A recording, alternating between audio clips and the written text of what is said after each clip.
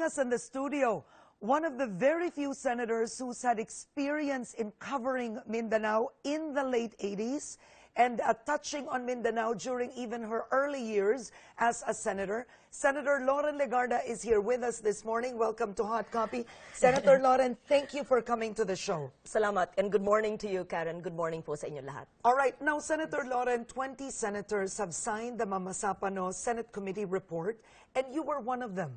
Can you describe the basis and I mean, you're signing, does it go with reservations or it's as is? Signing a committee report, Karen, means that we want it discussed on the floor for sponsorship.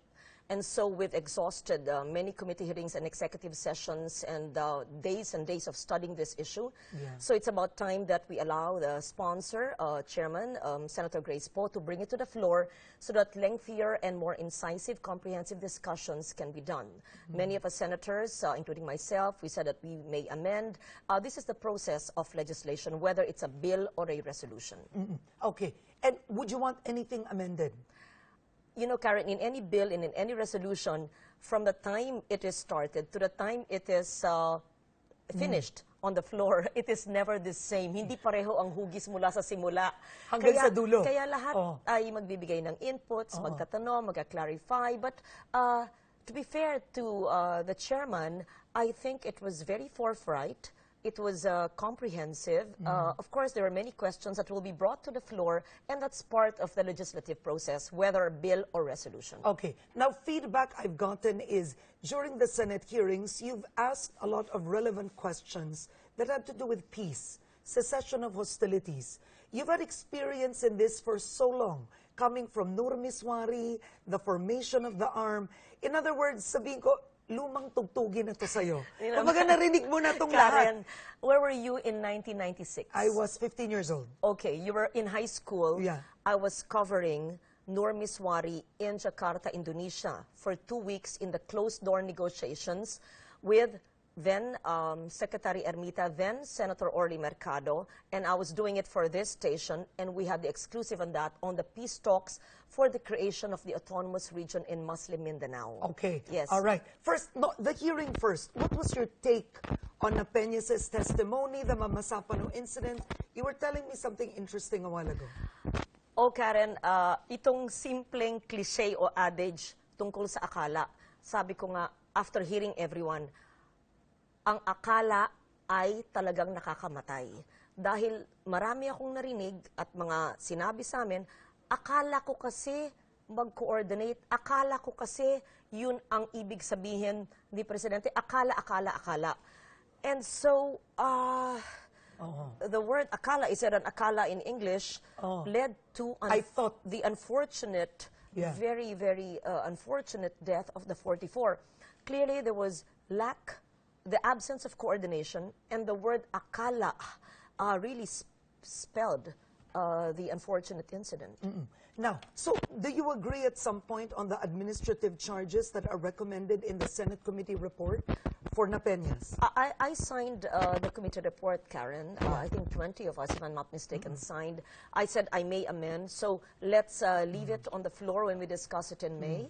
Yes. Okay. Now, tell me, is there anything different with the peace agreement today compared to what you've seen when you were covering and when it was signed during Ramos's time? Remember, during President Ramos's time in '96, it established the autonomous region in Muslim Mindanao. You were a senator? No, I was still a journalist. In '96? Yes, I became 2000 ka? 1998. Okay. So, but I used to go to the MNLF camps in the late 90s and late 80s and early 90s when I was a journalist here like you. Yeah. And okay, you're asking anong diferensya at ano ang commonalities. Yeah. Yung kahirapan sa Mindanao, yung kakulangan ng basic services, gaya ng healthcare, gaya ng potable water, gaya ng trabaho, livelihood, rural livelihood, ganun pa rin ang ating mga problema ngayon. But it is exacerbated. It is worsened by climate change. You're asking me, anong koneksyon ng kapayapaan at saka pagbabago ng klima and disaster risk reduction? It is inextricably linked. dahil sa pagbabago ng klima, dahil sa drought, dahil sa sobrang ulan, lalong naghihirap ang tao, lalong may kakulangan sa trabaho, lalong namamatay ang mga bata at babae na vulnerable sector, lalo sa panahon na ito. So, mahirap na nga ang lugar at minsan ay neglected ng central government, lalo pang naghihirap dahil sa dulot ng pagbabago ng klima. Oo. Now, do you consider ARM a failed experiment, as what many have said? We've seen that the autonomous region is still considered one of the poorest regions, if not the poorest, in the country. And so, despite the creation of the autonomous region in Muslim Mindanao, the ARM in '96, despite governments pouring in resources, there is a need perhaps to review how much resources were put in there and to monitor where it actually went, although it's been so long, and to make sure that there is we could compare anong pangangailangan ngayon, anong pangangailangan noon, ganong kailangan resources para maiangat ang poverty level doon. Because it is very wealthy in terms of our natural resources. It is very wealthy in terms of the talent and skills of the people there. So, Senator, would you still want to pass the BBL? I am for peace, Karen. I'm for peace. I will tread the long, arduous road to peace. I have been a peacemaker. And I've covered these things for a long, long time as a journalist and now as a lawmaker on my third and last term. I would do everything possible so that we could have the long, elusive peace in Mindanao and in our country. Okay. Now, President Aquino has already said that he wants the BBL passed in June. Do you feel the Senate can make it by June? Or do you think this is... kami nung Wednesday, Karen. We're resuming in May. We are adjourning again in June, and we will resume in July. Bagamat meron mga objectives sa timeline, mahirap magsabi na mapapasa isang batas sa takdang panahon na gusto nino man. I've seen that many times. Balak natin mapasa ito, minsan napapasa, minsan hindi. So it's difficult to say how long the discussions on the floor would be. Are you satisfied with the Bangsamoro Basic Law as is? Maraming dapat baguhin dyan, Karen. Not only the issues of constitutionality, but many, masalimuot yan. Kaya yan ay isuscrutinize, pag-aaralan ng husto, at maamendahan base na rin sa aming report sa Mamasapan. Well, you know what's interesting about you is clearly, you're very, I'd have to say, you're very vocal that you're a peace advocate. Coming from the Senate where, well, you have Senator Alan Cayetano that really doesn't trust the MILF at all. He calls them terrorists. Do you have faith in the MILF still? First of all, I don't want to comment on the comments of my colleagues because we all have our each own respective opinion. Second, as I told you, we must explore each and all possibilities towards peace. There is no way to go but to explore that possibility, whether it is with the CPP, NPA, NDF, in the past with the MNLF, and now with the MILF, we must explore all possibilities for peace. All right. Okay, we'll continue our conversation with Senator Loren Legarda after this break. We'll talk about climate change. Hot Copy. We'll be right back. All right, welcome back to Hot Copy, a global issue, a national issue, and an economic issue, climate change. Senator Loren Legarda is still with us, chairperson of the Senate Committees on Environment and Natural Resources and Climate Change. She recently took part in the concluded UN World Conference on Disaster Risk Reduction in Japan. Senator Loren, is the country taking climate change honestly, seriously enough? Of course we are, Karen. First, we are considered to have the best laws in the world. The Climate Change Act, which created in 2009 the Commission on Climate Change, which is chaired by the President, and it has 3 commissioners. And second, in 2010, we have the National Disaster Risk Reduction Management Council, and the establishment of that council was very important because it changed from response only and rehabilitation to disaster risk reduction or preparedness. In short, yung kahalagahan nun ay naghahanda, hindi lang magre-react pag nandun na ang sakuna. Okay. So yung dalawang yun ay tinagurian or sinabi ni Margareta Wallstrom, yung Special Representative ni Secretary General Ban Ki-moon, two of the best laws in the world. Now the challenge is, how do you operationalize, how do you make sure that the laws actually work? These two laws, dapat magkaroon ng fusion. Climate change, disaster risk reduction. Dahil yung mga drivers of risk, yung mga elemento dyan ay pareho. Yan ay dapat maintindihan ng tao, ipatupad ng mga lokal na pamahalaan at maintindihan ng media para mas bigyan ng kahalagahan para makapaghanda. Because how can you save yourself from the onset of natural hazards if you don't even know it exists? How can you save yourself and the local communities from the risks if you don't even know it exists? So a heightened level of awareness is so important. That is why Sendai was so important. It's the third World Conference on Disaster Risk Reduction. That happens only every 10 years. Every 10 years. Yung pangalawa ay sa Yogo 2005. Ito ngayon sa Sendai, Karen, kung saan nagkaroon ng outcome document na nag-commit ang lahat ng miyembro ng bansa ng United Nations ang mga gagawin nila para mas maging handa ang kanilang mga bansa, ang kanilang mga komunidad sa pagdating ng mga sakuna. Okay. Now, Senator, in terms of implementing it, do you feel that there's enough money to actually implement these laws? Yes. We've actually mainstreamed disaster risk reduction and climate change adaptation in the General Appropriations Act.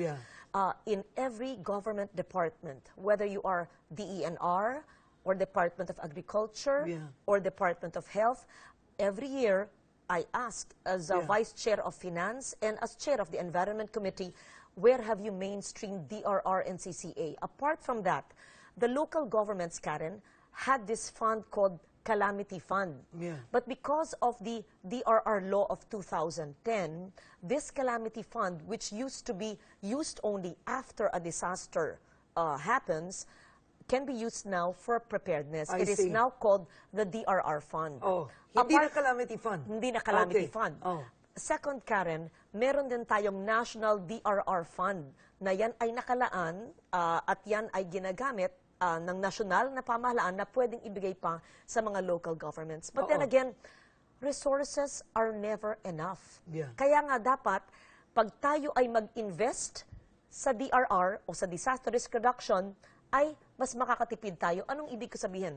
Karen, it has been proven by scientists that for every $1 invested in DRR, you actually save $4 to $7 in economic losses. Ano ibig sabihin yan? Pag tayo ay magtayo ng mga gusali, mga building na sang-ayon, sa building code. Pag tayo ay magtanim ng mangrove, if we plant mangroves, which are the best buffer and defense against storm surge and tsunami, if we actually follow building codes so that there's structural integrity in our infrastructure, if we actually follow the geohazard maps of the DNR Mines and Geosciences Bureau, if we actually designate no-build zones or no-go zones because these are vulnerable areas and you build the structures elsewhere, you're investing in risk reduction. And therefore, when a hazard strikes, what are these hazards, natural hazards?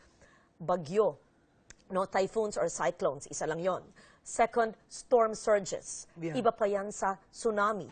Iba pa yan sa ensuing floods. Pag nangyari yon ay mangangalahati at mababawasan ang losses dahil naghanda ka at sinunod mo ang mga alituntunin na ito. Now, you've seen the report on just how much was affected in terms of, they even call it a weak El Nino. Yes. Now, with agriculture, we're an agricultural country. With climate change, what do you see in terms of changes we need to put to actually improve our harvest and save our palay?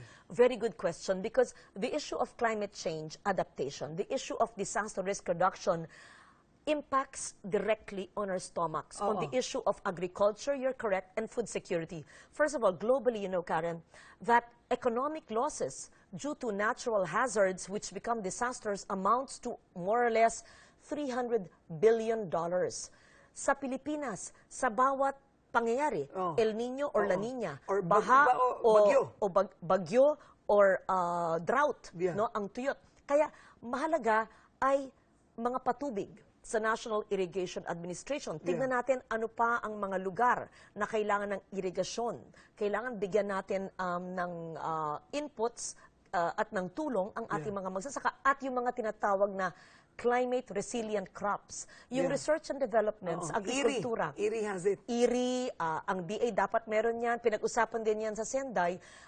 Yung investment sa research and development para mabigyan ng punla, mabigyan ng mga seeds ang ating mga farmers sa mga tinatawag na climate resilient crops. Pag meron research sa climate resilient crops, pag merong patubig na binibigay na sapat sa mga lugar na tuyot, at pag panahon naman ng tag-ulan, ay ang mga lugar na ito ay dapat meron ng paghahanda para maimbak ang tubig ulan at magamit sa panahon naman na walang tubig. Pero Senator, do you think we're spending enough for that? I mean, the budget, there may be a big allotment for agriculture, but do you think it's going where it should go?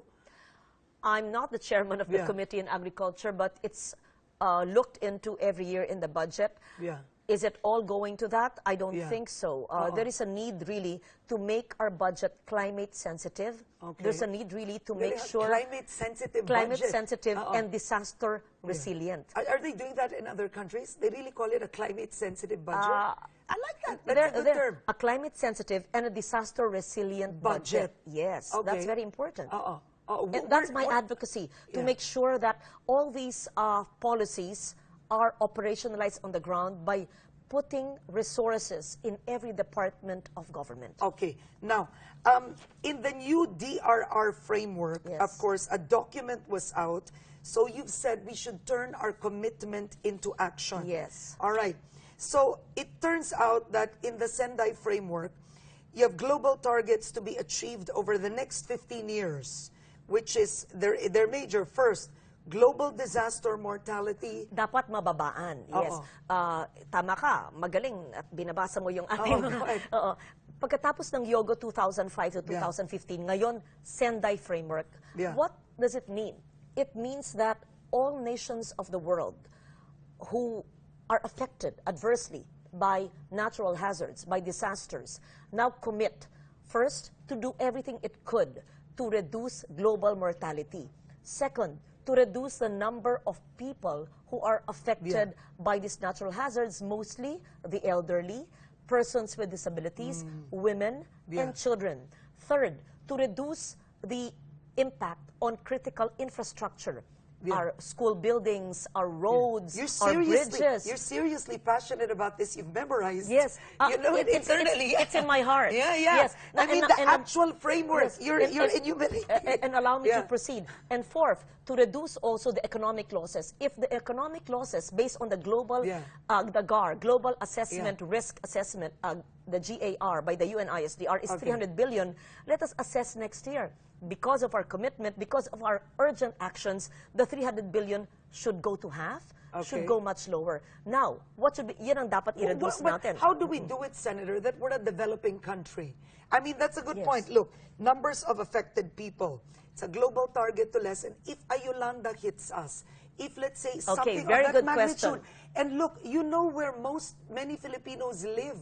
They don't live in resilient homes. How do you do that? Well, first of all, the construction of disaster-resilient school buildings, disaster-resilient green sustainable homes, and more importantly, the designation of vulnerable areas. Ano ba yung mga areas na hindi dapat lagyan ng bahay o gusali dahil malambot ang lupa, dahil aagusan ng storm surge, dahil bundok magkakaroon ng erosion o ng landslide. So we follow these geohazard maps, we will be saved. For example, in 2006, you were a journalist at Ginsaugon. I covered that. If in Southern Leyte, if at that time, meron na tayong multi-hazard, early warning system, at kung nakarating yan sa barangay, kung nasabihan yung guro, yung teacher na namatay, kung nasabihan yung mga bata, ay linika sana. Remember? Kinikilabutan ako. That's true. That's a town buried. So I'm passionate about it because DRR and CCA, Karen, means saving lives. Yeah, yeah. It means saving the loss of livelihood. Yeah. It means saving the world. Oo. And so, How do you tell Filipinos this? Given tayong mga Pilipino, our nature is, we are reactive. no, Do you not know this? anymore. Not anymore? The fact that we had one of the biggest delegations in Sendai, the fact that we have these two important laws, as I said, in Ginsaugon, if that was known to them, 10 days of rain Oo, brought tama. that at kinain ng bundok ang school building, namatay ang mga bata. Oo. Kung alam nila at may early warning. Now, how do we do that? Yeah. Ngayon, may early warning systems na, hindi ba? All of you in media, all of that's us, true. we, the radio, television, social media, there are pag-asa warnings because Yeah. we have the NOAA, the Yeah, Project Club NOAA Noah. of the Club Club Noah. Noah, Project That's Noah. a resort. Yeah. Project Yes, Noah. Project Yeah. NOAA of the Department of Yeah. Science and Technology. We have early warning system. Yeah. At saka ito, ang ating mga early warning, Karen, should not be single risk. Ibig sabihin, anong ibig? Multi-hazard. What does it mean? Pag may darating na bagyo, hindi lang bagyo ang hazard. Ang dala ng bagyo ay storm surge or tsunami or taas ng sea level at saka kasama na rin dyan ang baha. So multi-hazard yan. Yeah. Kaya ang pagbigay natin ng early warning should be multi-hazard. Yeah. Second, when the science So agencies... are you satisfied with pag-asa? Oh yes, You they're, are. they're You are. trying their best. Okay. And in fact, Pag-asa was there in the conference. And do you know that Pag-asa actually trains, is a regional center for training people in the ASEAN region? Oh, imagine. No less than Michel Giraud, the Secretary General of the UN agency called WMO, the World Meteorological Organization, told me and informed me that our very own Pag-asa is a regional training center for those. But of course, they always need the best experts, and they need to communicate all the hazards and risks and the forecasts to the people. That's why we need climate converts like you. We need people to talk about it more as often as possible in clear operational terms. Gaya po na sinabi ko, kung 2006 ay nalaman, hindi sana mamamatay. For example, in Haiyan, in Yolanda. Yeah. Could they have done anything in Yolanda, Yes. you think? Okay. For Dahil example? they already knew how many meters the storm surge was Yeah. going to happen. They knew there was going to be a storm surge. Alam nila sana kung ilang metro, assuming it was 7 meters. If we had the scientific knowledge at the time that the 7 meters height would actually go inland by how many hundreds of meters, in short, ang umaakyat, mga mabababa. Yeah. So, ibig sabihin, aabot po sa station ng pulis, aabot po dito sa mall na ito, aabot po dito. Yeah. We Kaya don't dapat analyze that linikas. way. That's true. But, because We don't. of lessons learned and gaps that we saw in our implementation of laws, now we're more aware. Yeah. Now, for every forecast, it is not just single hazard, multi-hazard. Now, for every forecast, we know the difference now between a tsunami and a storm surge. We are aware of these things. Now, we must operationalize, gagamitin natin ang ating mga multi-hazard maps, geohazard maps, at dapat when we build, we just don't build without respecting building codes. We build back better. Okay. In all of the 50... Are we building back better? I hope so. But are you happy with the development in the Yolanda areas? I have to see it with my own eyes, Karen, and it would be difficult or not fair if I judge it just based on media reports. It is important that we see the kind of structures, but we know that there's always room for improvement, whether we as policymakers or those who implement it on the ground. So back to one of the important aspects of the new framework for action. We should localize everything. Just as all... Localize everything. Yes. Okay. Just as all politics is local, DRR is local. Okay. Maski ganong kaganda ang aking sinasabi dito na meron tayong polisiya, pag hindi to yakapin at gawin ng mga lokal na komunidad, ng ating mga barangay, ng ating mga lokal na pamahalaan, ng ating mga tao, ay hindi susundin, what use are all these policies if you don't actually operationalize it? Kaya magtanim ng mangroves dahil ito ay buffer against storm surge. Sundin ang ating geohazard maps at huwag maglagay ng structure sa mga lugar. I was gonna ask you, that's very interesting that you mentioned about the mangroves. I mean, coming from a time when climate change wasn't, as they say, in fashion, they would cut all the mangroves, develop resorts. I mean, let's face it, you understand that. And then maybe wide tracts of land would become subdivisions. So there would be more cement than needed. And trees would be cut to be built into parking spaces. Do you feel that there should be stricter rules? Because climate change now is that additional factor. Other than, okay, you want to develop, but there's also, there's a storm coming. You understand? Yes. What should we do? Karen, we should never pit development and progress on one hand against environmental sustainability and disaster risk reduction. We can have both. That's why Yes, that's why there are comprehensive land use plans, tinatawag natin CLUP, C-L-U-P, in every community. That's why the HLURB has these CLUPs. That's why Congress has the pending bill on the National Land Use Policy. Pending pa to? Yes, it's pending for a long time. But in the meantime, even while it's pending, there are comprehensive land use plans of the local communities. So I don't think, and the DNR is mandated to supervise, to make sure that mangroves are not cut.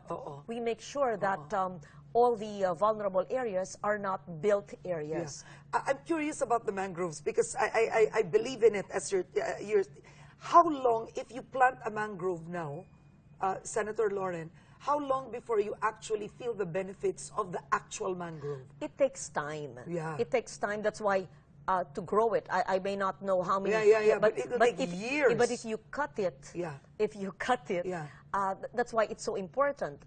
Whether you cut the trees in the mountains or you cut the mangroves you're in a coastal area, that has to be, you need permits from the DNR. In fact, I don't think they would give permits to cut mangroves in those areas unless for situations where it's very, very urgent.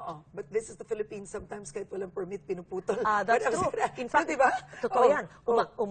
I went to plant a tree everywhere. One region one time. I won't name the region. Ako, sumbungan naman ako. Ma'am po, walang tigil, putol ng putol po. Diba? So ako pa ganun, sumbong naman ako sa DNR, sa regional director, etc. Yes. Yeah. Now, you were also one of the early advocates of planting trees. I mean, then looking maybe a few years back, people didn't know how serious it was compared to the need to trees today. Yes. Now you cut a tree, people are appalled. Yes, right? yes. Do you see that shift, in right? the 1990s, they thought, what is she doing? Planting a tree. Yes. Are you satisfied, do you feel, as a country, should we legislate just how many trees really we should plant? Because it seems it's a form of defense for climate change. Yes, that's true. In fact, the National Greening Program of the Department of Environment, which is one of the centerpiece programs of the present administration, not only plants trees, but also plants mangroves, and does it not just for biodiversity, but also for poverty alleviation. So, agroforestry. Yes, it should be legislated, pero nandiyan na sa mga batas yan, we have protected areas. Bawal na actually at dapat magtanim sa mga watersheds. Dapat magtanim at bawal magputol sa mga primary forest na may forest cover. No, actually, alam mo maganda yung binanggit mo? Do you know, Karen, that the only country in the world that I know of that actually has it in their constitution that they should have 60 or 70% of forest cover at any one time? You know what country? Ano? Bhutan. Oh, and they're the happiest people in the world. Yes, I admire the Bhutanese for having that. So that's a rule. That's a law. If ever the Constitution would be amended, in fact, I would go for a constitutional amendment, if only for that. To mandate at any one time that we would have X percentage of forest cover. But of course... because what has happened is, you know, environment, it's not sexy enough to reach the headlines. Of course it is. But when you hear it, I mean, there's so much politics in the headlines. There's so much, you understand the way the Philippines works. But then when you really look at, as a country, on how to improve and save it, all these things are it. Climate change and disaster risk reduction, Karen, are the greatest humanitarian challenge of our times. It is a matter of food security. It is a matter of health. It is a matter of human survival. And there is no way for us to turn our back on it or not to address this issue. Okay. I last saw you when you addressed the United Nations I think it was in Switzerland. It must have been like, was it 8 years ago? Oh, is my memory good? Maybe 2010, I'm not Yeah, mistaken. so maybe yes. 5 years ago. In Geneva, yeah. yes. So you were the only woman that was there in that UN. That was very good. Yes, but yes. you had said that you're right. Other countries are more responsible for the greenhouse gas emissions. I mean, compared to the Philippines. Oh, you're referring to the issue of climate justice. Yes. You talked about climate justice. Correct. Wherein, I mean, the carbon footprint of the Philippines It's is so so small. small. You had said that. Yes. In the UN speech. Less than 1%. Yeah. If I'm not mistaken, 0.03%.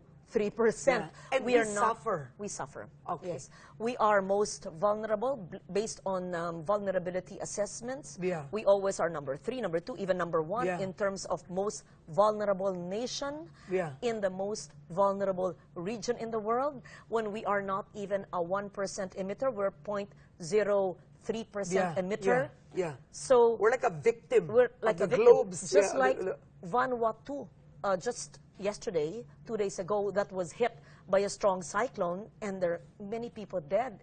Just like Maldives, which you Sinking. visited, I went with you. which is sinking. Yes, Yeah. and many of our cities are sinking too. My home city of Malabon is also sinking. Dagupan City in Region 1 is also sinking. Metro Manila is sinking. And I understand if these figures are accurate. Mr. Giraud of the WMO said that it's the first time I'm going to say it publicly, and this is in your show. I hope I am accurate in quoting Mr. Giraud of the WMO, who said that the rise in sea level in the Philippines is much, much higher than in most countries of the world, because the average rise in sea level, according to him, in other countries would be 1.3 millimeters. Yeah. But in the Philippines, it is more than 3.5 centimeters. Meaning, because of ground subsidence, bumaba ang lupa dahil sa over-extraction ng tubig, at dahil sa sea level rise, ay may rise in sea level, which causes our floods, which affected, in a way, the storm surge that happened in Haiyan. And so, we, our scientists, must address this issue of rising sea level in the Philippines. Okay. All right. Since we just have a few minutes left, on a more personal note, you are clearly an advocate. This is your last term. I'm curious. I still have for 5 years, 2019. Matagal pa. Yes. After 2019, what would you do? Oh, there's much to do in life, Karen. Would you still run? You can't run for the Senate? No. You need a break? I'm not running for higher office. No, I cannot run for the Senate because it is my 3rd and last term, my 2nd consecutive term. There's much to do in life. Senator Kiko started to become a farmer. I'm curious, what would you do? I'm already a farmer. I'll send you some of the organic vegetables I plant. There's so much to do. My other advocacy, hopefully next time we can talk about the preservation of cultural heritage I and like that. art. I like that. But what would you do? Would you go abroad? I mean, would you do the UN thing? I already work with the UN. Okay. Since So 2007, July. I have, I'm glad you mentioned it, I'm one of the 8 champions of the world of the UNISDR. In fact, last Sunday, we had a private breakfast meeting with UN Secretary General Ban Ki-moon, me representing Asia Pacific, and the champion from Europe was there, and the champion from Asia was there, and the champion from Latin America, and the Secretary General thanked us for our work on disaster risk reduction and climate change, and asked us to continue engaging the publics, meaning media, governments, etc., towards more climate adaptive societies. Okay. What about marriage? Are you dating anyone? Ikaw talaga. Sayang naman eh. No. You come in so rare on the show. I am single. I am not dating, and I am focused on my 2 sons and my father who's 82, and my nanay who's 81, and on my work to save our society, save our communities, and save our planet. Okay, this is serious. So wait, you're not dating at all, huh? How funny you are. Are you? No, you're not. Are you open to marriage? Remarriage. You know, I've answered all your question on the peace process and on DRR and CCA. That question is for another show. Okay, all right. Thank you, Senator Loren Legarda, for coming. Thank you. That's Headstart today. It's a Friday. Replay of this interview is this weekend. We'll give you the time. Thank you for watching, and have a good day, everyone.